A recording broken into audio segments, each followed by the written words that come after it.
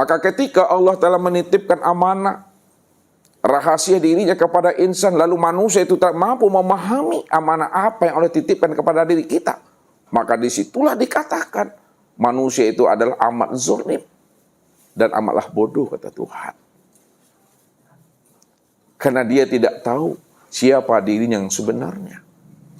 Makanya Allah mengingat-ingatkan akan hambanya itu supaya dia tahu dan sadar siapa dirinya yang sebenarnya. Makanya apa Allah katakan kepada kita?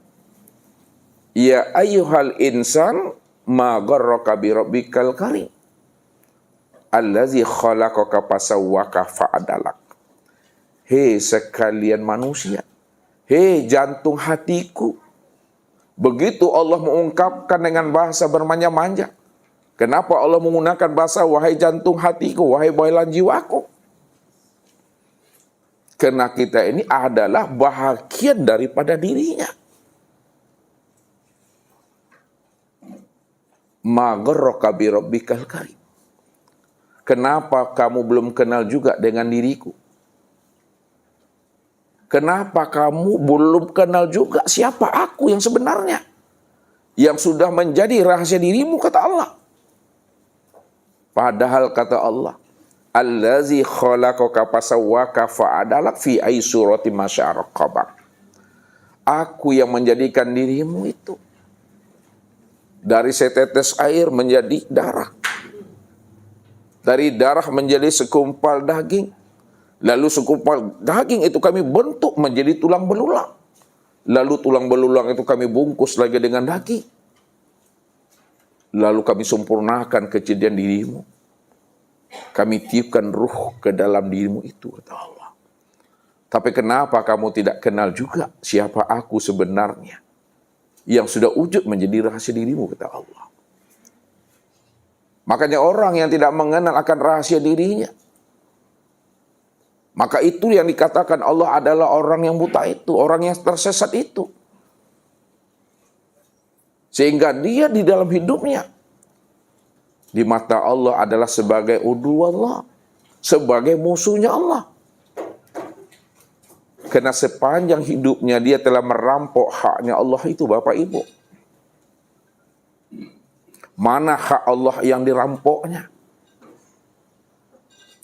Itulah ketika dia merasa dirinya yang wujud dan merasa diri yang bersifat. Ketika dia merasa dirinya yang wujud dan yang bersifat itu, tanpa disadarinya bahwa dia telah merampok hak Allah di situ. Itulah yang katakan namanya uduwallah itu. Sehingga dia benar-benar hidupnya senantiasa menyanding-nyandingkan dirinya dengan Tuhan. Allah wujud, lalu dia merasa pula dirinya itu bersifat wujud. Allah sama, dia juga merasa dirinya itu bersifat sama. Allah basar, dia merasa pula dirinya itu bersifat basar. Allah itu kalam dan ilmu, dia merasa pula dirinya itu kalam dan ilmu. Allah kuda irodat, dia merasa pula dirinya itu kuda irodat. Allah hayat, dia merasa pula dirinya hayat yang bersifat hidup. Itulah orang yang uduwallah itu. Sehingga Allah katakan, innamal musyrikuna najasud. Orang yang menyandingkan dirinya dengan aku, kata Allah,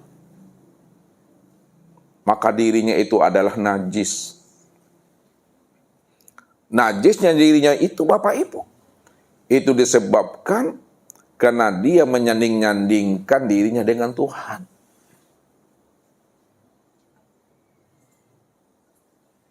Kalau diri kita ini sudah dikatakan Allah najis, yang disebut namanya najis batin, Bapak Ibu. Yang namanya najis batin itu tidak akan pernah bisa dibersihkan itu, Bapak Ibu, dengan air hujan, dengan air sumur, dengan air keran yang ada di rumah kita. Walaupun 7 lautan dan 7 samudra untuk membersihkan najis batin yang ada pada diri kita, tidak akan pernah bersih, Bapak Ibu. Karena najis batin itu bukanlah seperti tai cicak. Najis batin itu tidak bisa dilihat oleh mata, tak bisa dirabah dengan tangan. Kalau tidak bisa dilihat oleh mata, tak bisa diraba dengan tangan. Itu disebabkan karena mereka sudah menyandingkan dirinya dengan Tuhan itu. Itu yang disebut namanya syirik. Jadi syirik itu Bapak Ibu terjadi pada diri kita pada saat kita masih memandang masih ada diri yang lain selain daripada diri Allah. Apabila masih ada diri yang lain selain daripada Allah, Allah wujud, Allah sama, Allah basar, Allah kalam, Allah ilmu, Allah qudrat, Allah iradah, dan Allah hayat. Dia merasa pula dirinya yang wujud di situ. Itu yang syirik itu. Ada dua wujud di sana. Maka jalan untuk membersihkan najis batin itu, kata Allah apa? Faqtulu anfusakum. Zalikum khairul lakum inda bariikum fataba alaikum. Bunuh dirimu, kata Allah. Itulah yang lebih baik bagi dirimu. Fataba alaikum. Dan itulah bentuk taubat yang aku terima. Cara menghilangkan najis batin yang ada pada diri. Kalau Allah suruh kita ini untuk menghilangkan najis batin yang melekat pada diri kita dengan cara membunuh diri. Diri yang mana yang mesti dibunuh Bapak Ibu? Apa alat pembunuhnya? Bagaimana cara membunuhnya? Diri yang dibunuh itu bukanlah diri yang jasmani. Diri yang dibunuh itu bukanlah diri yang kasar. Diri yang dibunuh itu bukanlah diri yang a'yan kharjiyah, yang terdiri daripada kulit, daging, urat, dan tulang, darah, limpah. Yang berkepala, bermata, bertelinga, berhidung, dan bermulut, bertangan, dan berkaki. Bukan itu yang dibunuh.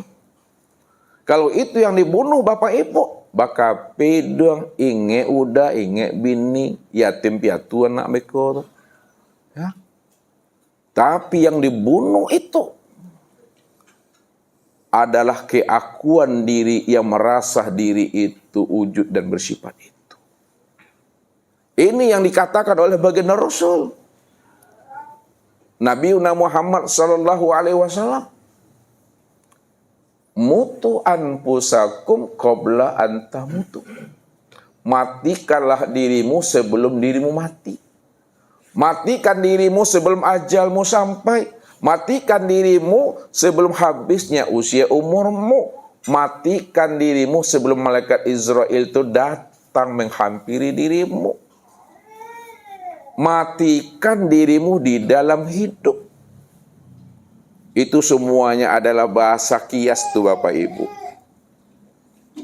Apa makna yang sebenarnya?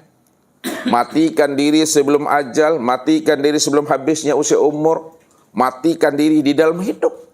Itu maksudnya matikan rasa keakuan dirimu yang merasa dirimu itu wujud, yang merasa dirimu itu yang memandang, mendengar, berkata, mengetahui, berkuasa, berkehendak dan hidup. Itu yang mesti dimatikan. Matikan dalam pandangan iktikad hati. Dengan cara bagaimana? Dengan cara mentalkinkan diri ini, menghujamkan kulimah la ilaha illallah. Maka orang yang mati ditalkinkan dia, ditahlilkan dia. Makanya di dalam mentalkinkan diri, pada saat Bapak Ibu melapaskan kulimah la ilaha illallah, la ilaha illallah, itu ada kulimah nabi dan ada kulimah isbat di dalamnya. La ilaha itu dikatakan kulimah nabi namanya Bapak Ibu, mentiadakan. Sedangkan illallah itu kulimah isbat, menetapkan. Kalaulah la ilaha illallah itu adalah kulimah nafi dan isbat, mana yang dinafikan pada diri dan mana pula yang diisbatkan pada diri di waktu kita mentalkinkan atau mentahlilkan diri ini. Yang dinafikan pada diri itu Bapak Ibu adalah tubuh dan nyawa. La ilaha. Tidak ada yang wujud dan yang nyata pada tubuh dan nyawaku. Tidak ada yang wujud pada tubuhku, kulitku, dagingku, urat, tulang, limpa, hati, jantung, rabu, empedu, buah penguruhku. Illallah. Melainkan yang wujud dan yang nyata itu hanya Allah semata-mata. Pada tubuhku, kulit, daging, urat, tulang, limpa, hati, jantung, rabu, empedu, buah penguruh, dan sirku hanya Allah semata-mata. Maka ketika telah hapus, ketika telah lebur, ketika telah mati, ketika telah lenyap dan sirna, akan keakuan diri kita ini, yang merasa diri kita itu ada. Ketika itulah kita mampu mengenal dan memahami bahwa yang sebenar-benar ada, wujud secara mutlak itu hanyalah Allah.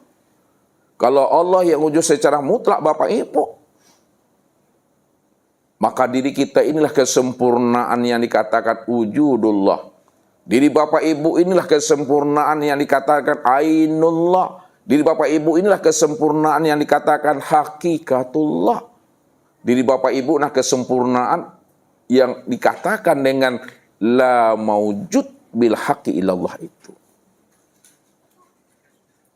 Inilah tempat memandang nyatanya kesempurnaan wujud zatnya Allah, sifatnya Allah, asma dan af'alnya Allah. Nyatanya af'alnya Allah pada insan, itulah terpandang pada tubuh kita ini. Tubuh yang inilah sebenarnya fiilnya Allah itu. Sedangkan tempat memandang nyatanya asma Allah pada diri Bapak Ibu, itu yang sebut namanya dengan hati. Hati itulah tempat memandang asmanya Allah itu. Tempat memandang sifatnya Allah pada diri Bapak Ibu, nyatalah pada ruh itulah tempat memandang nyatanya sifat Allah itu. Sedangkan tempat memandang nyatanya zat Allah pada diri insan, itu yang disebut namanya dengan sir. Sir itu adalah rahasia untuk memandang nyatanya akan zat Allah.